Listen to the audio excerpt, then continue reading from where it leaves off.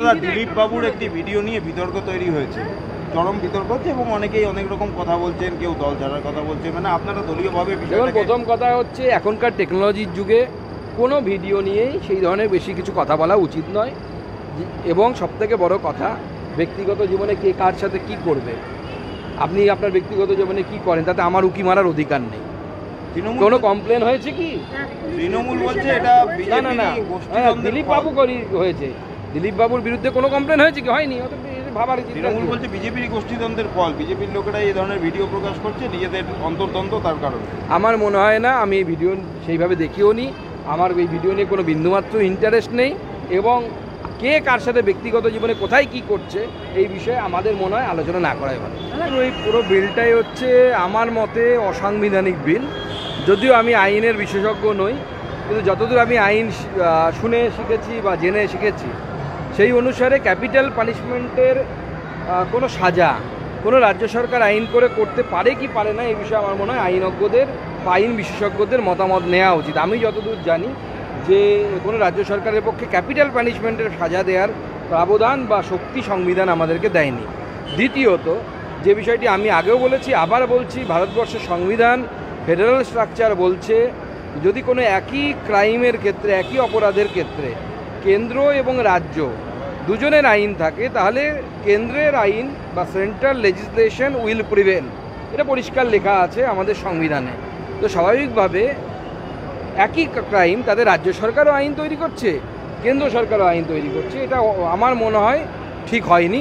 সেটা স্বাভাবিকভাবে রাজ্যপাল বা মহামহিম রাষ্ট্রপতি কেউ সংবিধানের ঊর্ধ্বে তো গিয়ে কিছু করতে পারেন না। হ্যাঁ, তৃণমূল কংগ্রেস পারে, তারা তো সংবিধানের বাইরে, সংবিধানের ঊর্ধ্বে মানে ভারতবর্ষ সংবিধানের ঊর্ধ্বে বা বাইরে।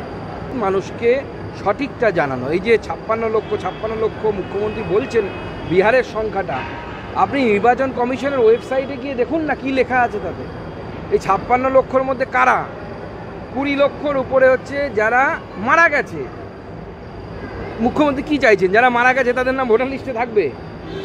এটা যুক্তিযুক্ত? 28 লক্ষ মানুষ এরকম পাওয়া যাচ্ছে যারা বিহার থেকে অন্য রাজ্যে চলে গেছেন পার্মানেন্টলি, তাদের বাড়িতে থাকেন না।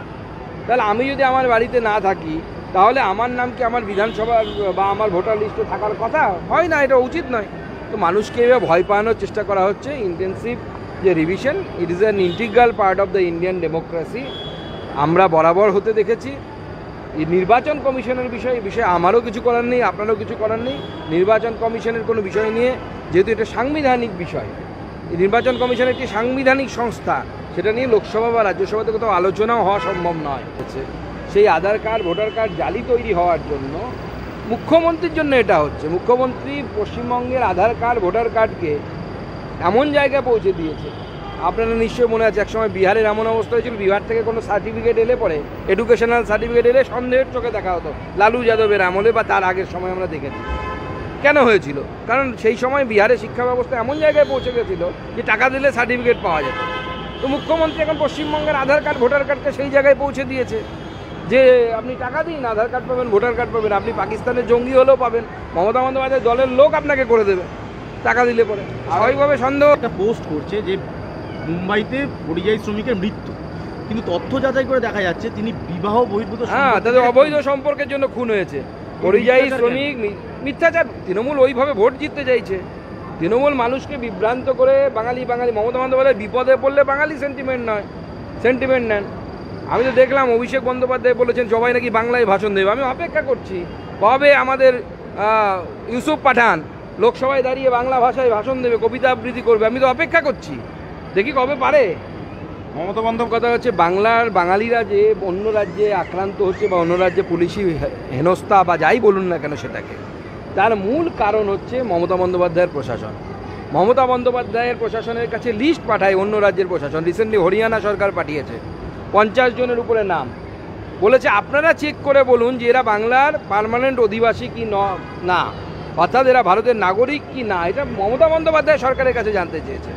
আপনাদের নিশ্চয়ই মনে আছে যখন অসমে এনআরসি হয়েছিল, আমাদের বাংলার মেয়েরা যারা অসমে বিয়ে হয়েছিল তাদের এনআরসিতে নাম ওঠেনি, শুধুমাত্র রাজ্য সরকার উপযুক্ত সময়ের মধ্যে, নির্দিষ্ট সময়ের মধ্যে কোনো তথ্য দেয়নি বলে, বদমাশি করে দেয়নি। এটা মমতা বন্দ্যোপাধ্যায়ের জন্য হচ্ছে। মমতা বন্দ্যোপাধ্যায়ের কাছ থেকেই তো অন্যান্য প্রশাসন জানতে চাইছি। আচ্ছা, উনি তো বলছিলেন এতদিন যে বিজেপি করছে, তাহলে তামিলনাড়ুতে পরিযায়ী শ্রমিকরা একের পর এক অ্যারেস্ট হচ্ছে কেন? তামিলনাড়ুতে তো ওনার পাতানো ভাই থাকে, নিজের ভাইয়ের মতো ভাই, মিস্টার স্টালিন, একদম ফিশ ফ্রাই জোট, যেমন নাম তেমন। পরিবারের সকলের সুস্থ থাকার একমাত্র ঠিকানা কাঁচরাপাড়া পলিক্লিনিক বা নাইট অ্যাঞ্জেল নার্সিং হোম। কেনাকাটার একমাত্র ঠিকানা আগমনী বাসন্তী। মনের মতো খাবার খেতে হলে চলে আসুন কাঁচরাপাড়া নিউ কেবিনে।